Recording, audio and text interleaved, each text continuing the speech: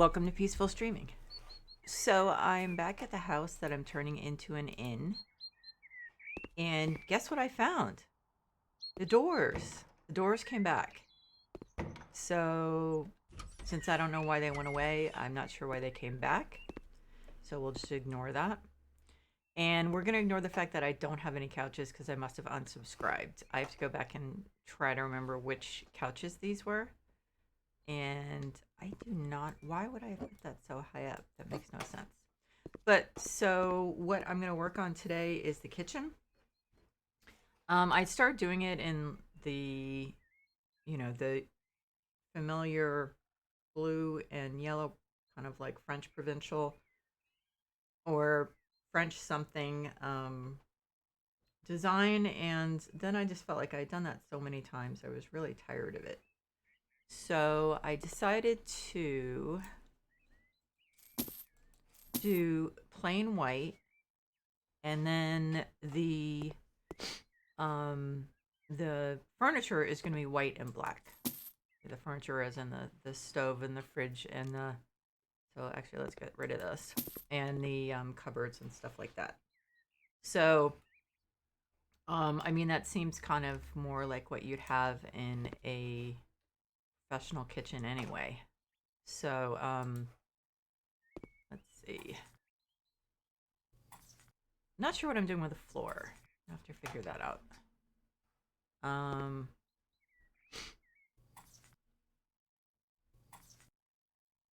I might do that white and black tile that I've used before. That's a possibility. So, but as I said, this is a commercial kitchen because through here we have um, the dining room. So obviously, we're probably going to have two stoves, two fridges, you know, a serious commercial kitchen.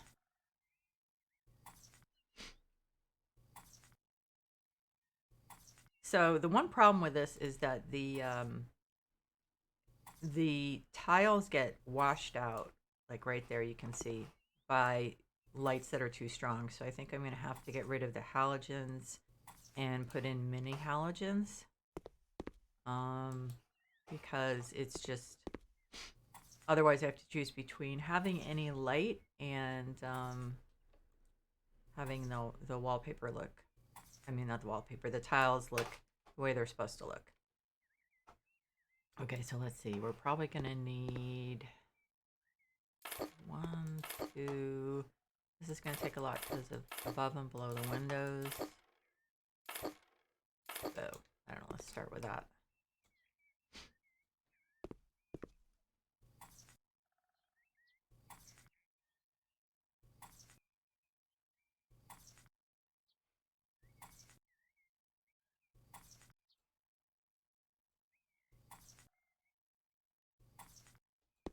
And so I'll probably do the shades that are black and white and gray striped. Um, I could do just the plain white ones, but I think I'd rather have the other ones.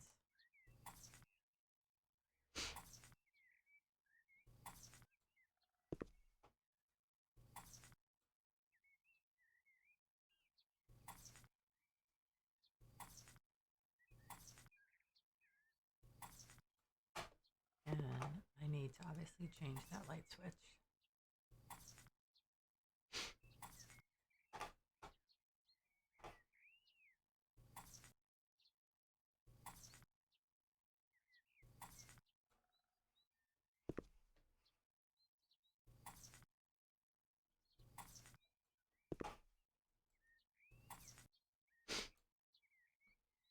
Hey, Callie Marie, how are you doing? And hi, Barry12, how are you doing? Oh, that's so great. I'm so glad to hear that, Callie Marie. I was just about to say I'm a little quiet, gonna be a little quieter than usual because I'd mentioned that I had um my second shot for shingles, second vaccine. So I'm kind of sick, but I wanted to do at least one stream. Um, and speaking of my pets, I wish.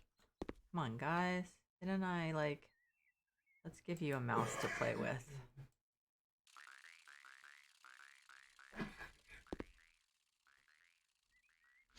So how are you guys doing?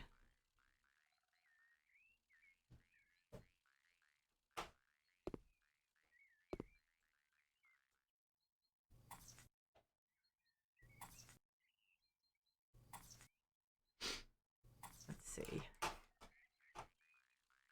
Okay, so it looks very sterile now, but it's obviously going to look better in a bit. Oh, right, you had your college orientation. Was it virtual?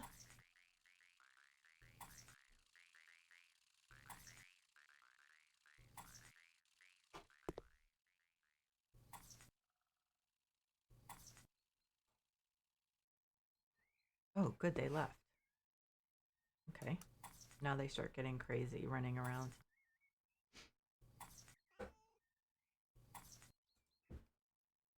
Oh, it was in person. Okay, so you're going to school pretty close by?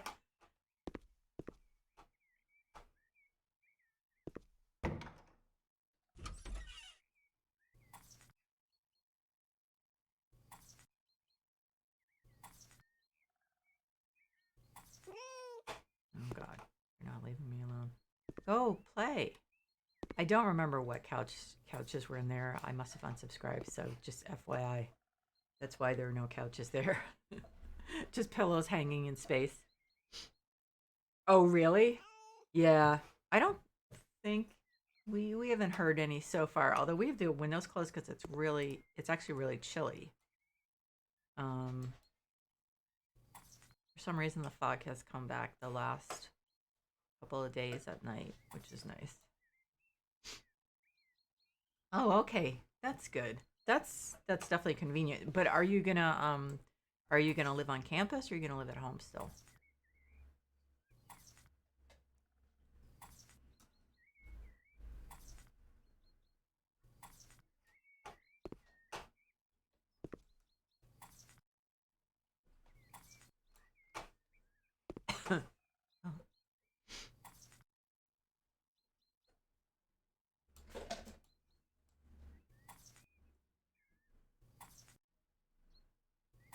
Oh my God, this is taking forever, isn't it?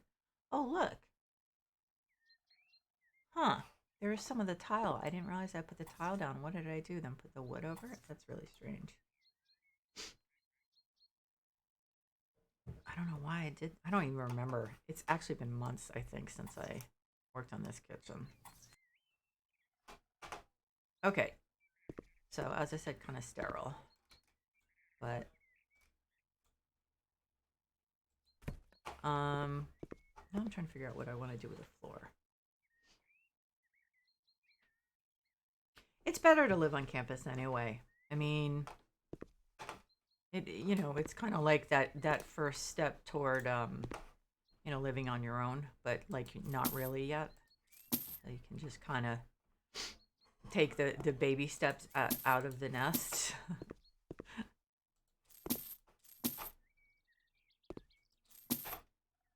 I went to school 3 hours away, so it was definitely a little, a little bit more difficult to go home.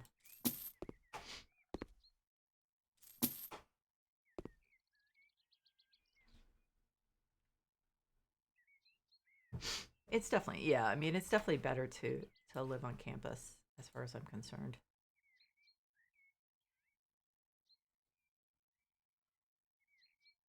Plus, you don't want to spend all that time commuting back and forth. That's a pain. Um, I don't. What is?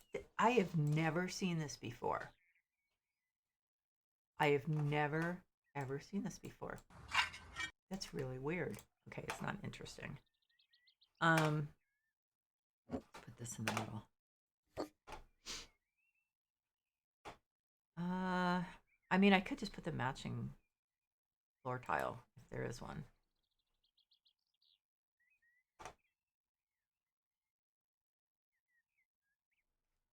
I'll try both.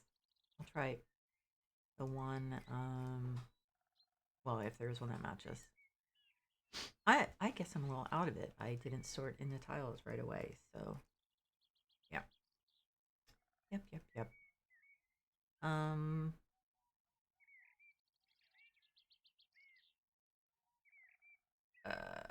okay, so it would actually make sense for me. So white porcelain mosaic. Okay, so that did actually help.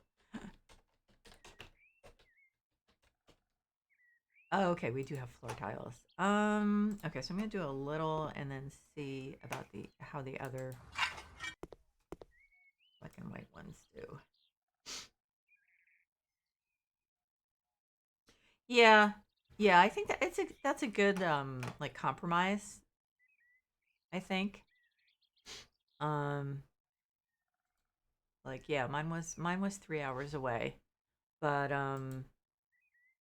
well, I mean, of course, I had my unbeknownst to me, my depression, but I still was kind of glad to get out on my own because certain parental units were a little smothering. Um, I think I'm gonna go for the. Okay, I think I'm gonna go for the matching floor. I mean, this definitely looks like an industrial kitchen with that.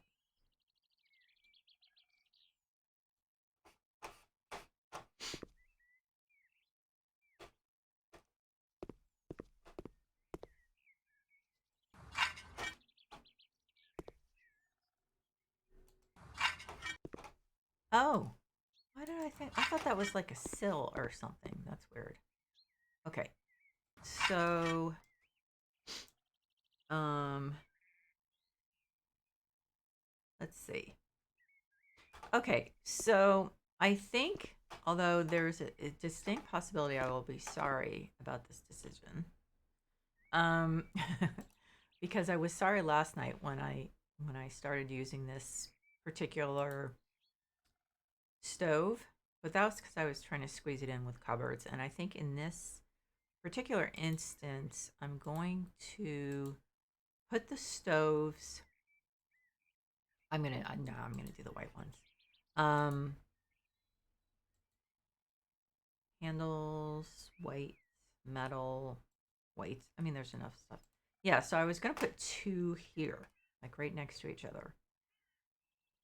Um, and then put like just some counters on either side of them. You know, just enough for like chopping and stuff. Um, I wonder if I have these centered. I think it's scrub this down a tiny bit. That's not a tiny bit. That's a tiny bit. Okay. And then we need hoods, which are going to be huge, I think. So yes, this was this kind of an example of one of the problems you can have with depression is that you just kind of drift sometimes. So I actually went to this specific school to study library science, and I got talked into switching my major by so I was taking some English courses because I do like English literature, and okay, so I can't do two of those. No. And I was talked into switching my major to English literature by a very charismatic English teacher.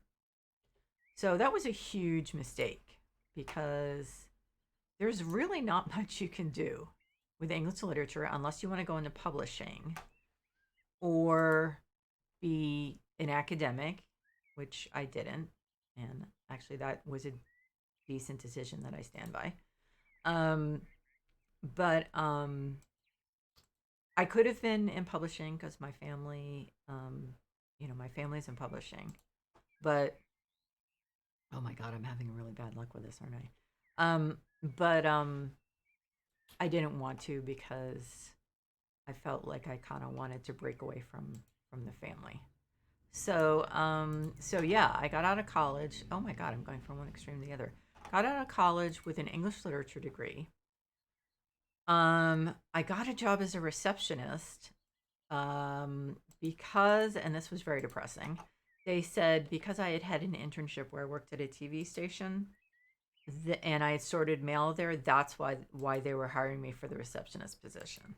So that just goes to show that you do need to think carefully about what you're going to study. Like if you're studying it because you love it and you're just, you're deliberately, you're studying it because you love it, you're just not going to worry at this point about a career. That's fine. I didn't do that. I just drifted into it. I don't like that. This is not good. Yeah, I just like kind of drifted into it. So it was not a good decision. And now I really regret that I did not stick with the library science major.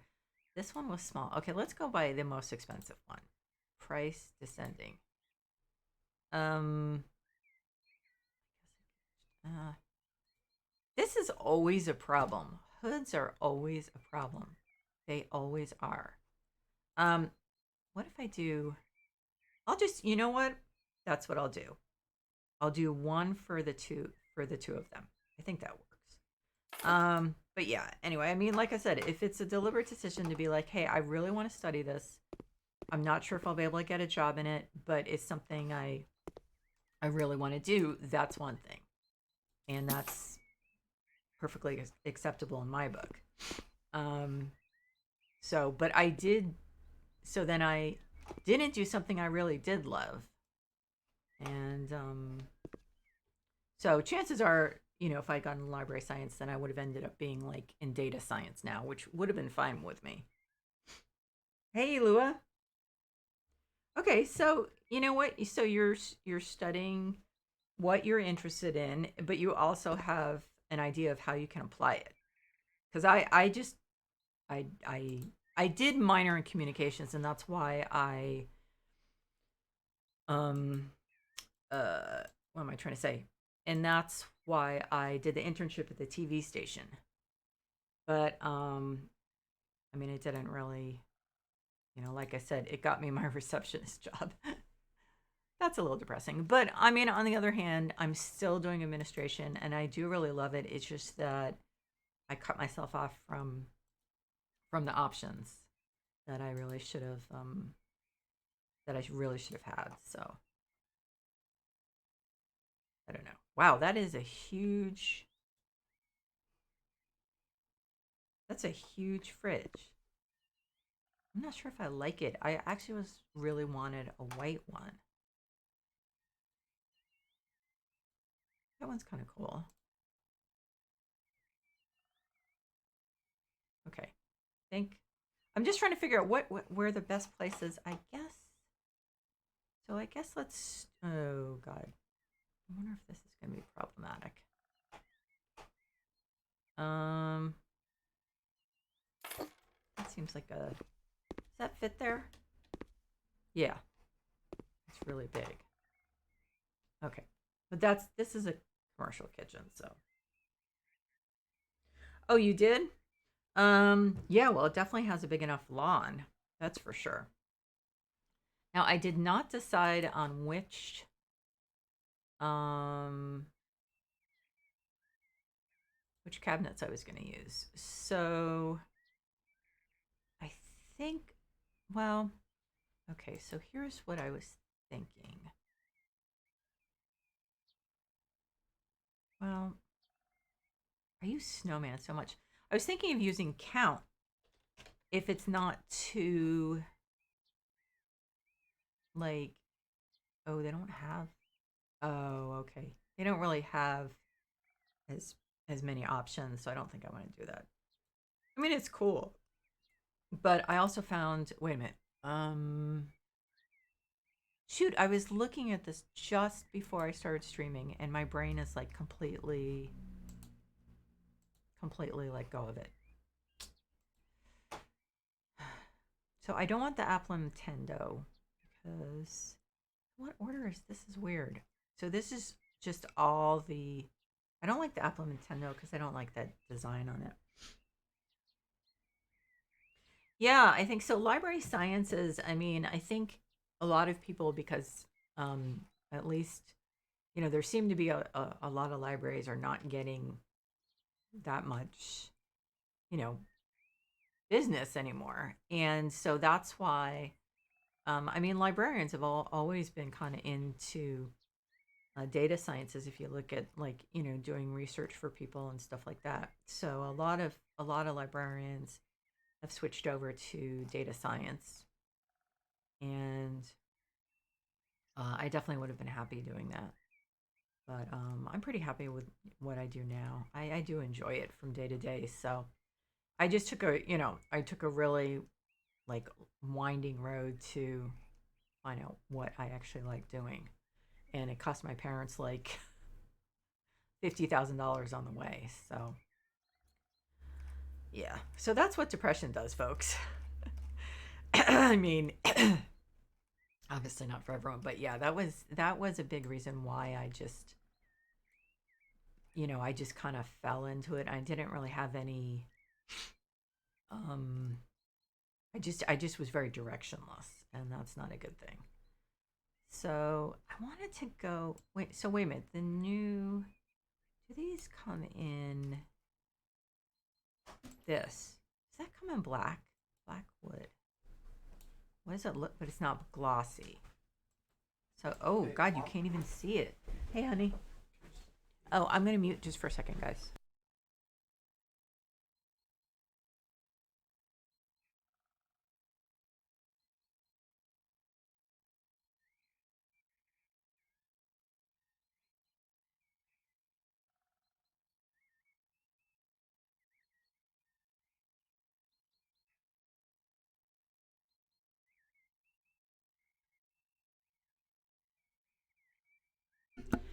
Um, let's see. Yeah, I wanted to study library sciences because I loved libraries, and I actually worked in one when I was a kid. Well, from like 13 to, I don't know, 16 or something. It was like one of the few jobs you could get at that age. I don't know what I want this to be still fairly traditional. I guess I'm going to stick with snowman. I feel like I always do snowman, but it's kind of traditional. So what if, okay, so do we have black glossy? Ooh, okay, we have black glossy. So that pretty much decides it as far as I'm concerned. We'll do the handles, white, tabletop, white gloss. Yeah. Now that looks like it might be a little dingy. Okay, it's not. Okay, I don't know why I just grabbed this one, but and I'm gonna do. Okay, so I need sink.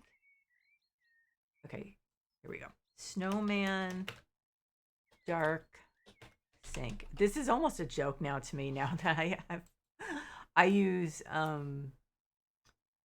I use snowman so much, but I don't know. I like the options. Uh, white gloss and white and white, white. So I'm gonna do two sinks. So you would put. Let's see. Okay, but I'm also gonna do a what do you call that thing? Dishwasher. Yeah. Okay, so I think, as I said, I'm gonna put counters over here, so like where people could shop, for instance. Oh, what's my favorite coping skill? Um, honestly, it's honestly just putting one foot in front of the other, and at the same time trying to figure out like what I need to get rid of the depression. But it's just it's just like try not to feel sorry for myself, because that's not helpful. So just trying to be practical, handle what I need to do to try to get things better, and then oh, these aren't fitting together. And but just putting one foot in front of the other.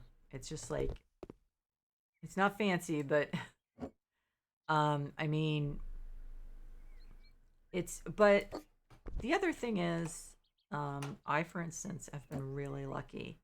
And I've noticed so something is in the way here. I've noticed that there is no rhyme or reason why some people are suicidal and some people aren't. And I think it's chemical. I mean, I could be wrong, but for instance, I never had suicidal ideation per se. I mean, I knew like before I started getting treatment, I was like, there's just no way I can go through 30 years like this, 30 more years. I just can't do it. Why are these things not? This is very strange. You know what? I'm just gonna put them. We're not right next to each other. Um, so it wasn't like I'm suicidal. It was like I just can't see myself living like this because it's so horrible. So like, I can make it through the next week. I can make it through even the next year, but I can't see myself making it through the rest of my life like this because it's just it's not really living. It's just absolutely, it's just absolutely miserable. So, but my son, on the other hand, and I'm not telling anything that he hasn't talked about himself.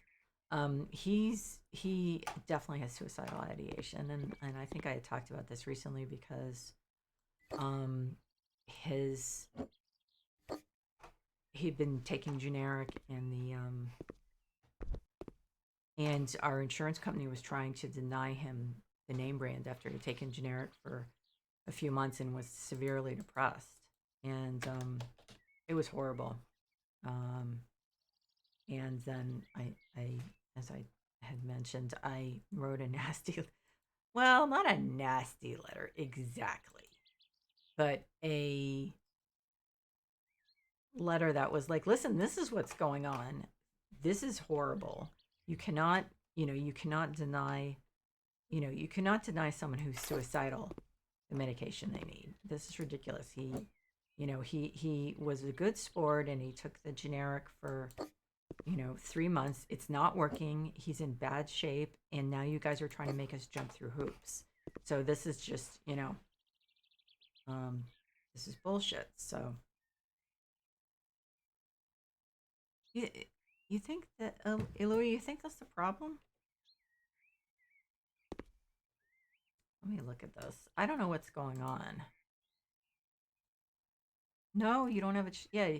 Oh, you're saying in theory you should be able to, not that you actually can. Yeah, because looks like you can't.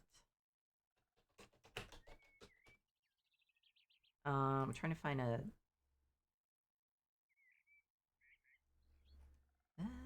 Okay, here we go. Um,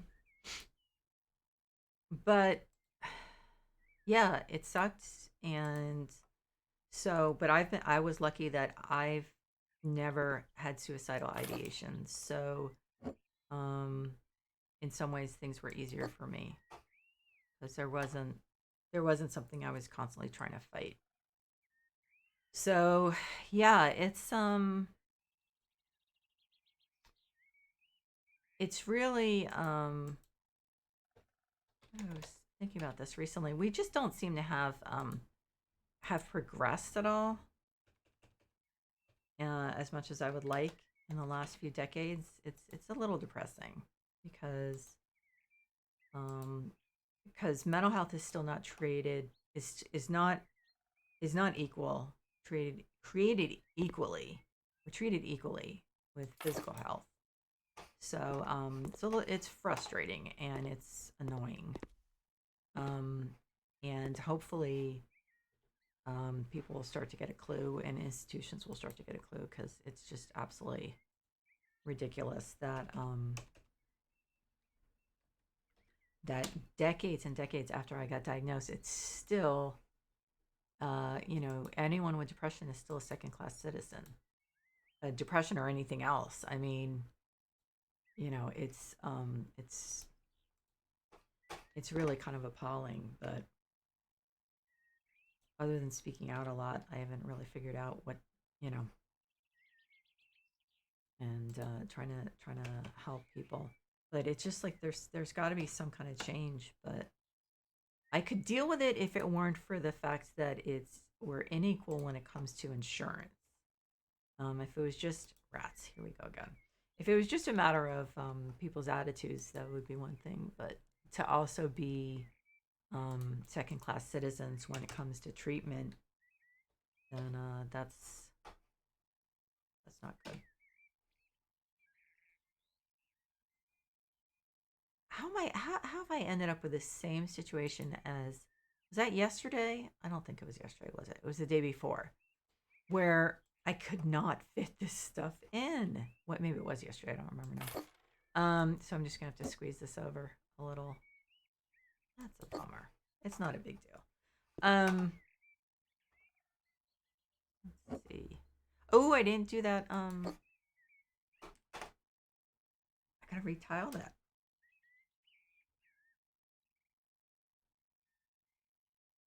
Yeah, you're totally right, Eloa. They should have that option. But I think these guys struggle to get stuff done.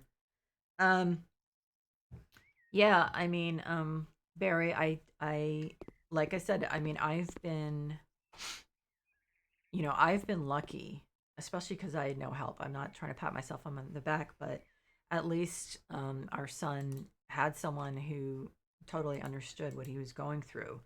I, you know, I actually, when I first told my mom that I was going to start taking antidepressants after 6 months of therapy, because I wasn't really getting anywhere. I was learning a lot in therapy, but I wasn't.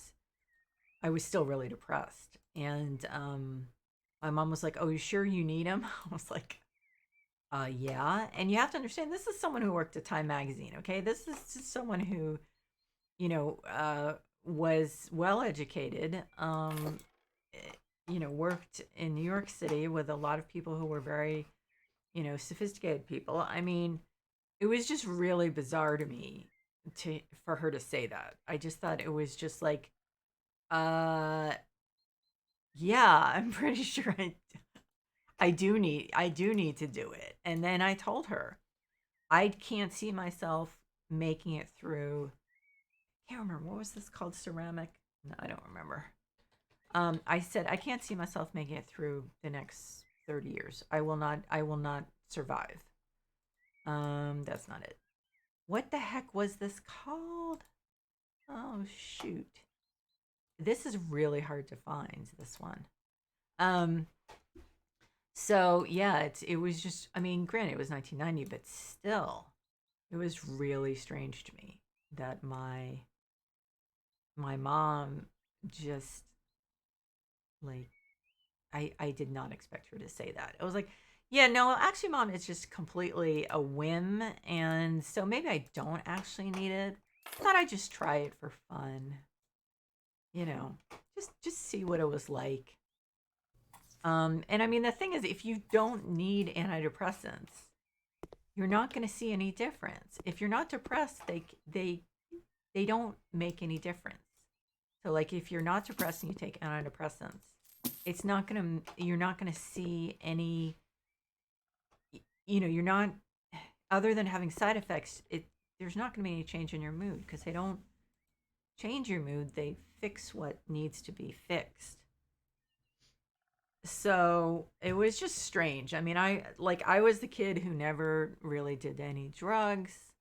Never, I never had a drinking problem. I mean, I was just like, um, this is not this is not just something I'm kind of like going, hey, I think that would be really interesting. It was just, I don't know, it was just something I did not expect from my mom, who I thought was fairly sophisticated intellectually. So I think my dad was totally accepting, like my dad is. My dad's just accepting of pretty much everything and everyone. He just takes people on their own terms. He doesn't judge. He's just freaking awesome. But yeah, it was strange. So you just never know. I mean, I kind of expected my mom would be supportive, and Um, it took her years to like not be uncomfortable with the fact that I was taking antidepressants. So it was a little strange. Okay, so this, well, okay, so I just have to scoot these down a little. But the other thing that's really interesting to me is that even with all this experience, it took me months to realize that I was really depressed. So the pandemic definitely had an impact on me in that way. Even though I'm kind of an introvert and a homebody, I didn't realize that I actually really like going to work at least like 3 times a week and working with people. And then also I had a bad situation at work last fall, and so I it just took a long time till I realized, oh my god, I'm depressed. So I thought that was like incredibly dense of me. But I guess in some ways, you do have like the disordered thinking when you're depressed. And so it was like my thinking just wasn't, let's try 40.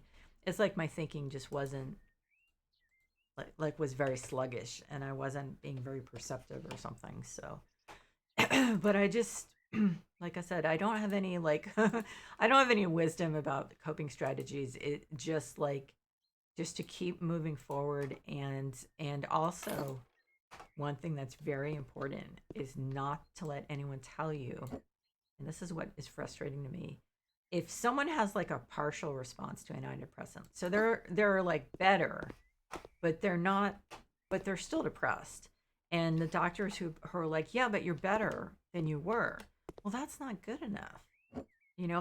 That's not enough to just be better than you were when you were like profoundly depressed. So people who tell you, no, you're better than you were, why try to push for more? It's just, your doctor's going to have to do more work, whatever. I mean, I've heard that from people, and it's like, you have to be kidding me. Everyone has the right to be happy. It may be harder for some people to reach that or reach that again, but that doesn't mean that it shouldn't be attempted, you know? So that's one thing that ticks me off is the idea that, oh, well, you're better than you were, so hey, why don't you just settle for that?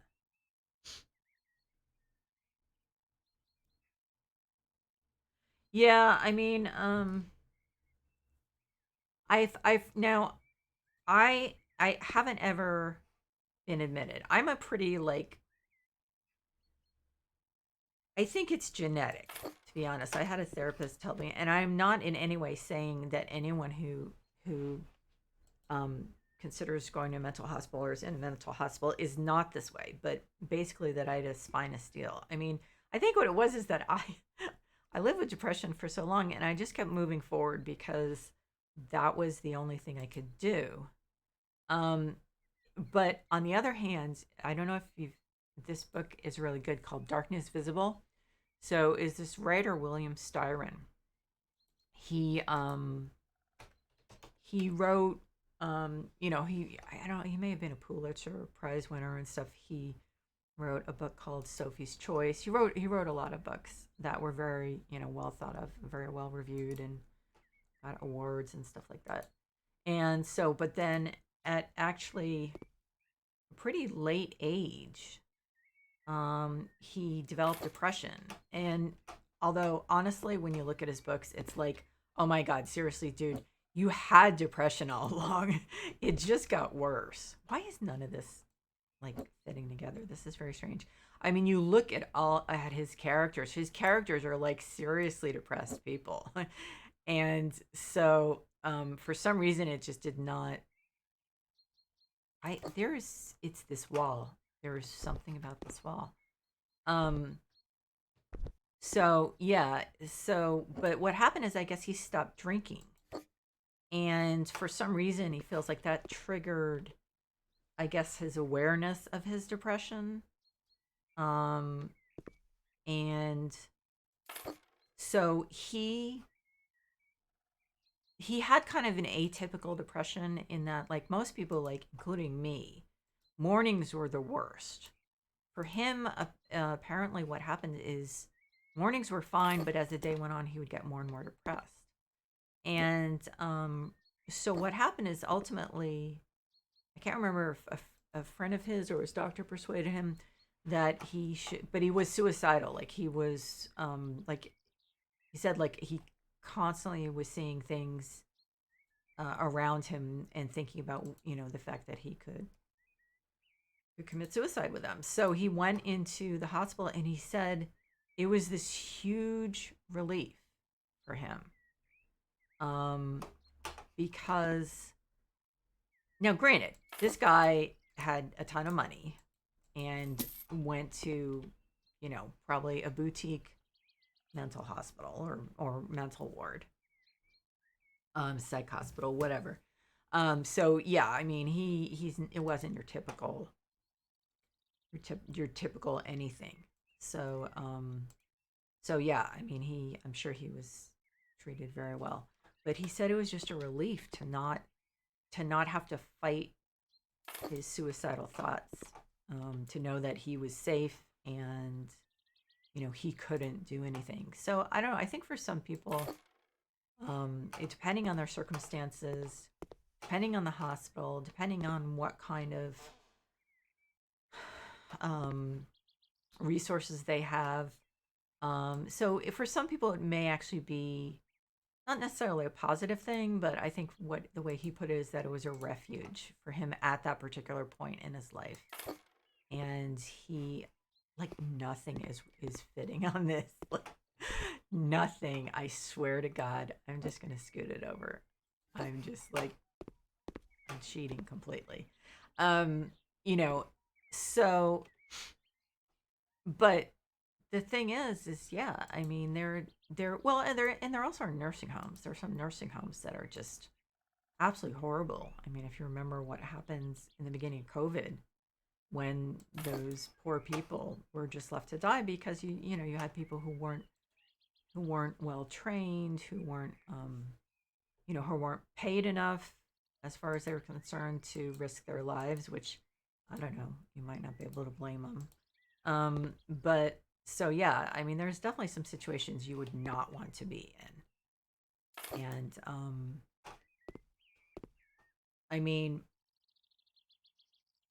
so I know someone who's quite young, who was just in the mental hospital for a couple weeks. And I know if you're a parent, it honestly, I would be I would be absolutely beside myself. Um, and only if I trusted that it was a decent place. Would I even be able to entertain the thought of leaving my child there, and if it was the only option, and I feared for my child's life. But yeah, it's not. I don't think it's something to be entered into lightly because um, I think that there's less abuse than there was in the past, obviously, but it's still um it's still obviously um a tricky situation. And um I don't know much about the laws. I do know that cops, I think, can have someone placed on like a 72-hour hold. Um but I also know a lot of that doesn't happen to people, for instance, who are rich. There was someone who threatened my husband and I won't go into who it was because I don't want to embarrass their relatives, but who basically told people they were going to burn our house down. And this was when we had a baby, our son. And but she was very well off and from an old money family, and so nothing, no one came to lock her up and put her on a 72-hour hold because she basically kind of owned the town that we lived in. So there still is corruption, obviously, in the system, and so like I said, it's definitely something that you want to make sure that the it's that that everything's above board, and that it's I'm just trying to, like, my brain is not is not in great shape, and in that it's going to be a positive thing, instead of like, okay, well, this is just trusting someone who says, well, I think this is a good idea. I mean, obviously you don't want to just say, oh yeah, sure, that sounds like a great idea. um but I mean, people have abused it in the past.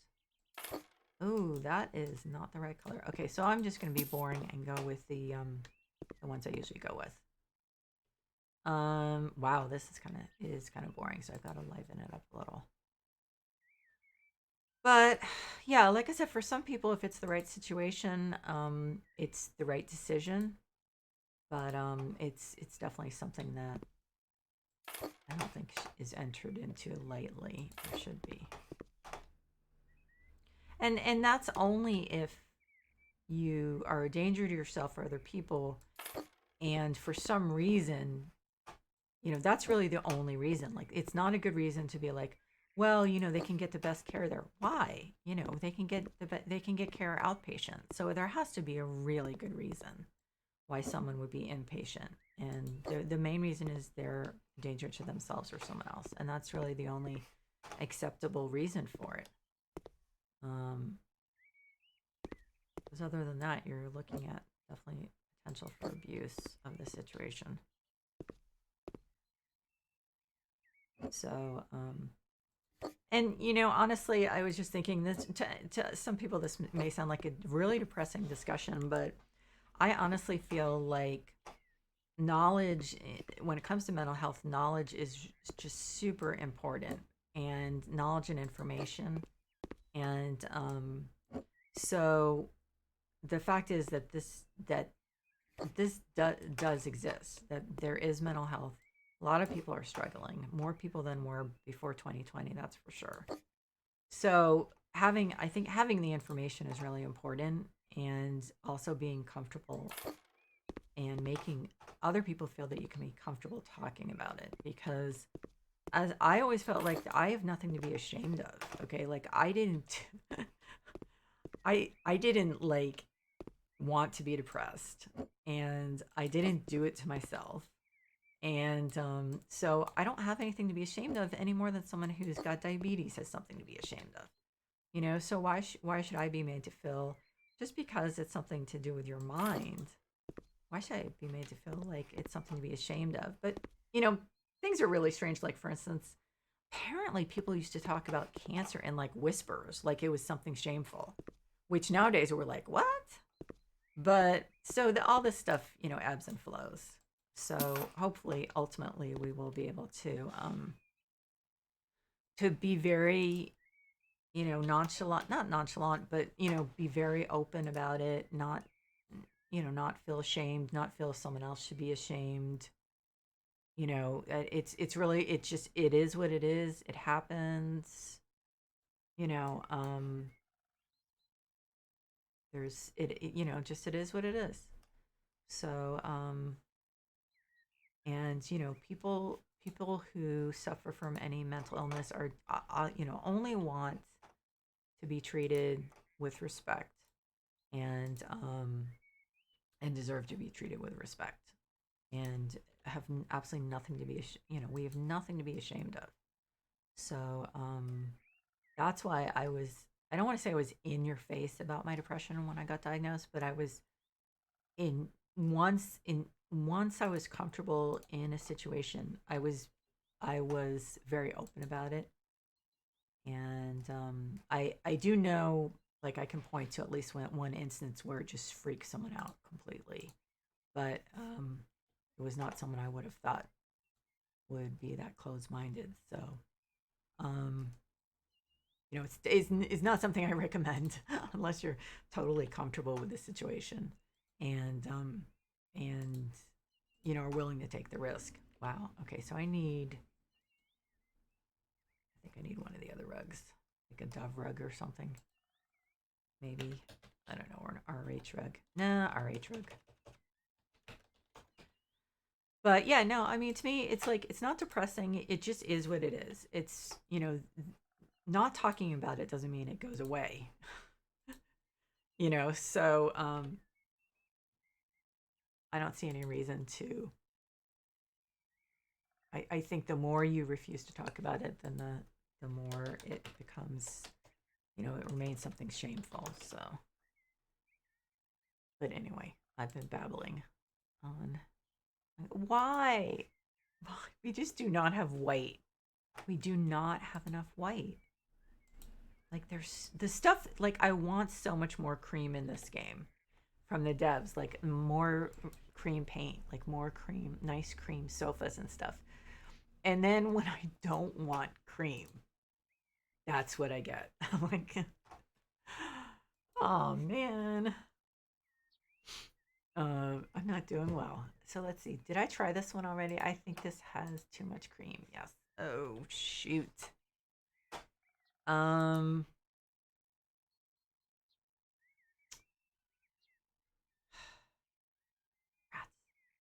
Okay, so I think I tried this one, right?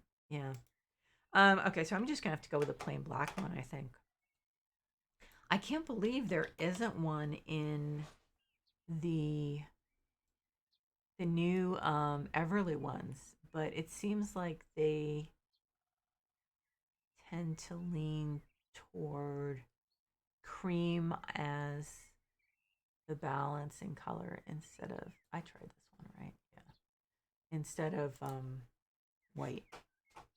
So I think this is the best I'm gonna get. That kind of sucks. Okay, but once I start putting stuff on here that has some color in it, shoot, and the walls are yellow. Okay. So I'm gonna put knife blocks over here. This obviously is gonna be a two-stream, a two-stream room, I think. I would say.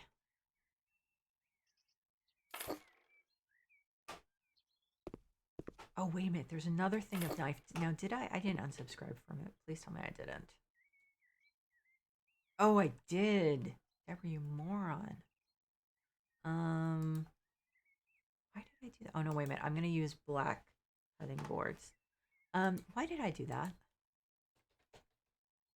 That must have been before I got the new computer and I just was like so low on space. Let's see. Black matte, black gloss.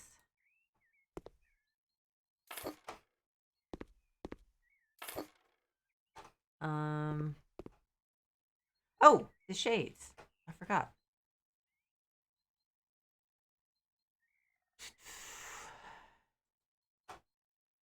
Let's see. Okay.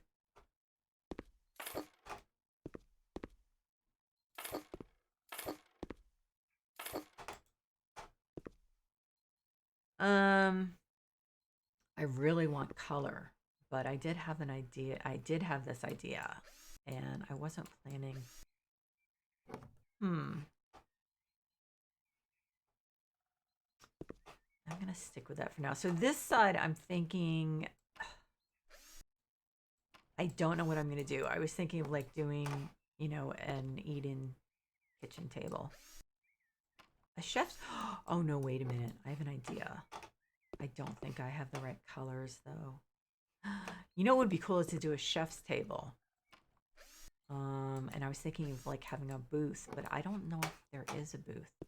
But anyway, as I said, that's like obviously not in this stream because things are definitely going to take a while. So let's put this here. And then, okay, so we need microwaves. Let's see what we have.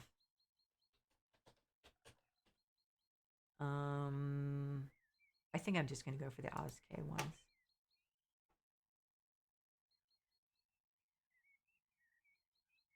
This is a huge kitchen. I am going to have a little trouble filling this up, I have to say. But,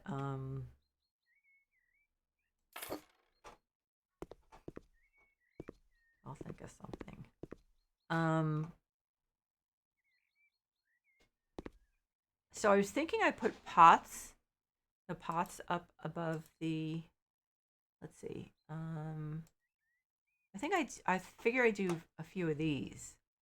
So let's have them all white and then light, uh, the copper one, um, white,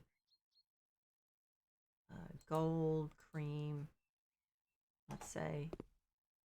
I thought I'd do that, and I'll randomize them so that the ones in the middle are different. Oh God, I'm so bad at randomizing stuff. Okay, so let's go cream, dark, copper, white. Uh, did I already do cream? Yeah, I did. Okay. Um, so light yellow and sure, let's do pastel rose.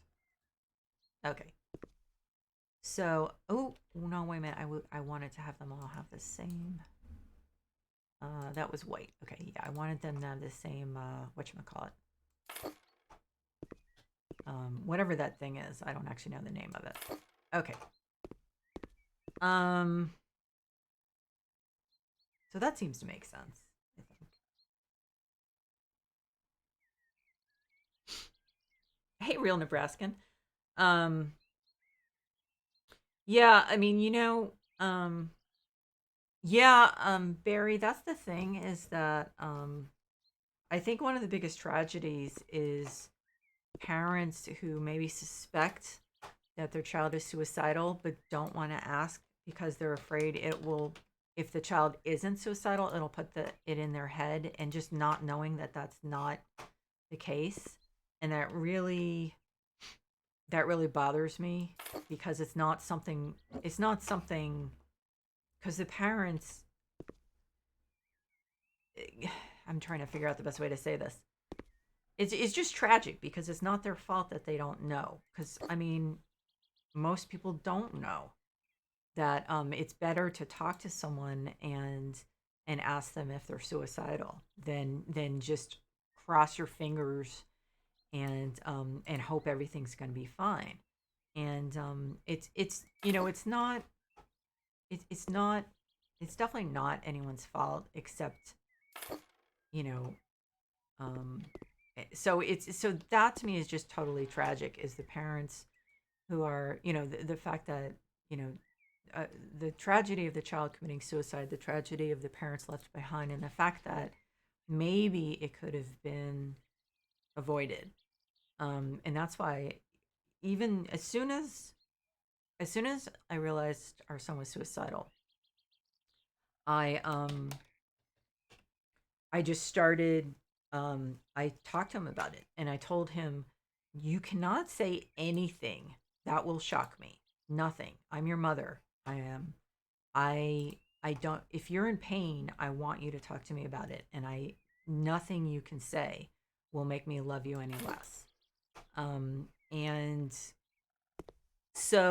and then I just talked to him and would say, so, oh, I spelled coffee machine wrong.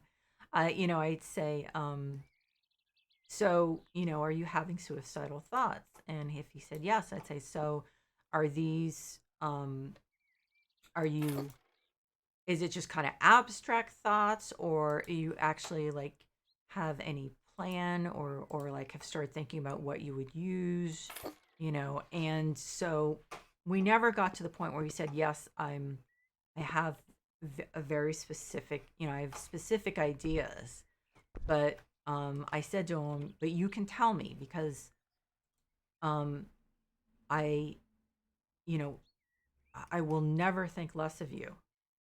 And like I said to him, there's absolutely nothing you can say that would make me love you any less. And my husband said the same thing. So but yeah, real Nebraskan, the most important thing as far as I'm concerned, like the most valuable thing is having a good doctor who cares, a good doctor who's knowledgeable, who and it's a cliche to say a doctor who cares. Like, oh well, sure, doctors always care, right? But there are different degrees of caring, and I mean that's important with everything. Like my husband and I, for instance, our doctor, our son, we're trying to get our son to move over from his pediatrician because we love our doctor, and she's a GP. Okay, that's way too big, but she's very knowledgeable because she's very interested in medicine, and so she, you can tell that she's always um like reading and going to conferences probably and stuff like that because we have some esoteric and complicated health problems, and she still knows what we're talking about when we talk about it. So she's very knowledgeable and she cares about finding a solution. And you'd think that would kind of go without saying, but unfortunately, I do not think that's the case. So, I mean, sad but true. But yeah, it's but yeah, real Nebraskan. That's like the most essential thing. It's if you can find that person, and also not give up if you don't find that person right away. Like, not think, well, okay, so this doctor I have sucks, so all doctors must be like that. Like, there probably just aren't any good ones out there. And of course, if you have depression, that's like your depression talking partly, but also partly just like being discouraged, which is not unrealistic. Um, but just, it's very hard when you're depressed, but like just to keep pushing and pushing. And, I just really lucked out. Like, I talked to my general practitioner and I said, I think I'm depressed. And it was from reading that book, Darkness Visible. And so he hooked me up with, there was a mental health clinic off um, the hospital in the next town because our town didn't have a hospital. And so he got me an appointment with him. And so I wrote about this, like they had rotating doctors at the clinic. So the first one was decent. The second one sucked big time. Um, like when I told him, I don't think my antidepressants are working. And he said, "Well, are you suicidal?" And I was like, "Or do you have thoughts of harming yourself and or someone else?" And I was like, "Well, no, but I never have. So that's not really a that's not a barometer." Palmolive. Um, on how I'm doing, and he just like refused to even talk about um trying a different one. He just didn't care. Let's just put it that way. And then so I just kind of, you know, got along for a few months, and then luckily there was turnover, and this new guy started, and he was freaking awesome. Um, and it was just funny because when I went in to see the guy before him, like he hadn't even put any of his own personal stuff up. He clearly was just like marking time until he could get out of there. And then this doctor, the new one, like he had plans and he had like a photo of him with, a young person, a child, and it was like he was it was just a reflection of the kind of person he was. And so I told him and he's like, okay, well we need to do something about that. So it's like, you know, um the other problem is that a lot of people don't realize is people with depression have some often have problems with being articulate. So it's like just the time when you really need to advocate for yourself and be articulate is when you're having more trouble doing so.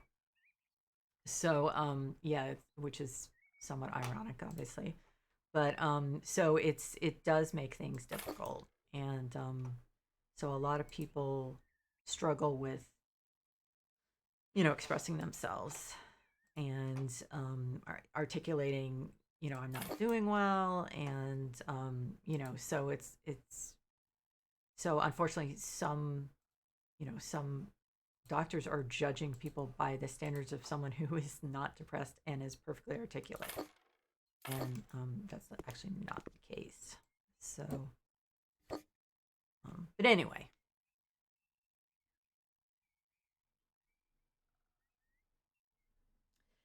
well, Barry,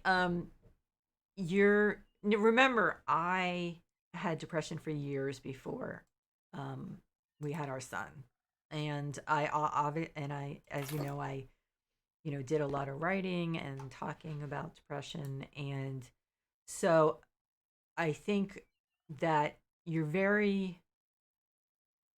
disappointed in your mom because of that, and I totally understand why.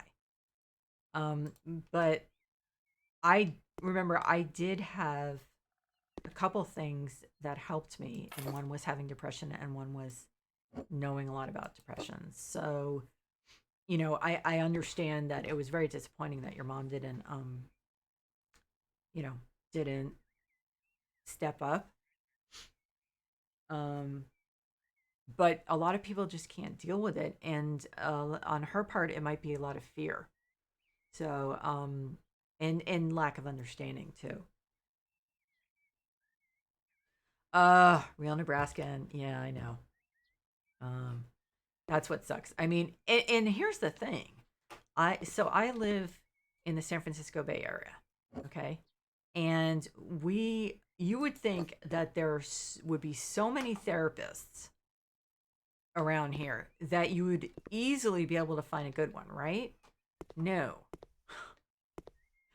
Um it's not the case. So that's somewhere where you would expect, like, it probably does have a lot of good, like, a lot of therapists. So somewhere where you do not have, I mean, we have obviously a high concentration of population, and we still have trouble finding people who are good. So that's what bums me out, is then when you're talking about, if you're talking about areas that are less populous, um, then I mean, it's a really, can be a really stark situation, um, which absolutely sucks. And again, like, if you're depressed, I mean, I was so lucky that I was pointed in the right direction. And I was so lucky that the first antidepressant they tried me on worked for me. So I was lucky in many, many different ways. And so I don't I don't take it for granted that it's going to be easy for other people to, oh my god, look what I just, doesn't look good. Um I don't take it for granted that it's going to be easy for other people to get help, because it's not. Um it just isn't. So but you know what, I think, so I've been going for what, your first prescription, Valium, for what what did he prescribe Valium for? There are not many situations anymore that where Valium is prescribed. I mean, we have so many more um, medications that makes no sense. Yeah, and you know what? And also, yeah, sometimes they do. I only had one really bad experience with a female doctor. Um, I I'm just gonna tell this because this is a funny story in some ways. So I'm like, what was I? I was like in my 50s already, and I can't remember.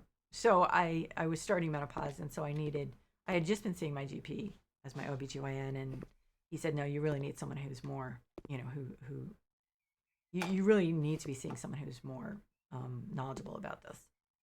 So I was like, okay. And so then I have a new patient appointment with this doctor. And usually, you felt that huge thing. And my grandmother had ovarian cancer, probably was caused by talcum powder, but still my maternal grandmother, right? So the doctor comes in, and I didn't really like her. I didn't like her there was just something off-putting about her right away. And um I tend to trust my instincts. And so um she sits down, she looks at she looks at all the, oh, that doesn't look good. She looks at all the the paperwork and everything. You know what her one question was? No, no, bear in mind, I had on this, I had been married already for probably 15 years, or been with my husband for, let's say, 15 years. And that was on there. I've been with the same partner for 15 years. Her only question was, why did you have so many sexual partners? I was like, excuse me? Like, what? First of all, that's like way in the past. Secondly, that is completely immaterial. Okay. Thirdly, that's judgmental. And fourthly, aren't you more interested in the fact that my maternal grandmother had ovarian cancer? Like, what is wrong with you? And that was like, the next time I had to go to that practice, I called for an appointment and I said, I don't want to see Dr. So and so, to the person who was setting up the appointment. I said, I don't want to see Dr. So and so. I don't like her. And I read about this nurse practitioner. I read online about this nurse practitioner in your practice. I want to see her, and I never want to see that doctor again. But that's the only time I had a negative experience with a female doctor. Not that that doesn't happen. Um, oh, okay, yeah, I see why. Of course, that wasn't terribly helpful, but they didn't have much. Anxiety um, was so misunderstood for so long. I mean, it still is, but yeah. So I'm thinking. So I've been going like over an hour. I think what I'm gonna do in the next stream, and wasn't even planning to do another stream because I feel like crap. However, I'm having a good time, and what I want to do, I think, is I need to finish that kitchen. Um, but what I think I want to do is turn this into kind of like a pub room. And so I think that's what I'm going to work on, just to take a break from the kitchen. So I'm going to take a short break. I am so psyched that you with this discussion, you guys. Oh wow, Barry, I'm so sorry. I'm so sorry. But again, you're going to college. You can build your own family and fill in those gaps. I know it's disappointing when your mom especially isn't who you need her to be. So I'm very sorry to hear that. But uh so yeah. I'm sorry. I know that's so disappointing. But anyway, yeah, so please get to bed. You definitely should get some sleep. And if I don't see you, have a great oh, did you say you guys weren't going to do anything? I can't remember. But yeah, so I'm gonna take a break, go to the bathroom, have some stuff to drink, and because this stupid vaccine has dehydrated me. And then I'm gonna work on this room and try to make it nice and cozy and warm. And so it's gonna be the green wallpaper. So that's that's what I'm gonna do. Okay.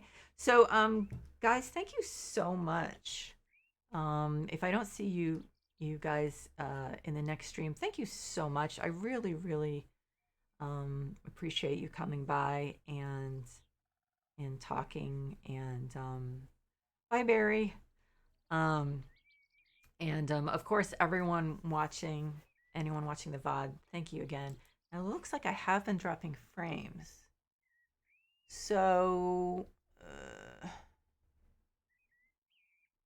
that concerns me a little. Oh, wow. Okay, so it's not as bad as it was. I don't know what. Oh, no, wait a minute. I do know what it was. Shoot. My son is doing VR online. Shoot. So, you know what? I probably shouldn't do another stream. I don't want to kick him off. Um, but yeah, it's That's kind of a bummer. Well, I should probably rest. I'll be doing some tomorrow. Probably everyone's going to be doing 4th of July stuff, but yeah, I probably shouldn't. I probably shouldn't do another stream.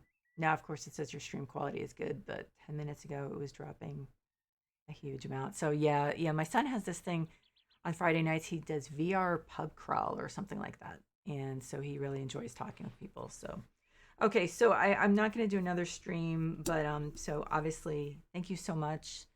Thank you to everyone who's watching the VOD. I really appreciate you guys, even if you're not on here chatting. It's nice to know that people are enjoying watching, and especially I think Callie Marie was saying, I'm watching all your DLC pet videos every night before bed. I'm not sure if Callie Marie, I think Callie Marie was one who says it helps me go to sleep. I love hearing that. So I am trying to have like a pretty chill place for people to hang out and also to watch the videos and know it's going to be pretty chill and everything. So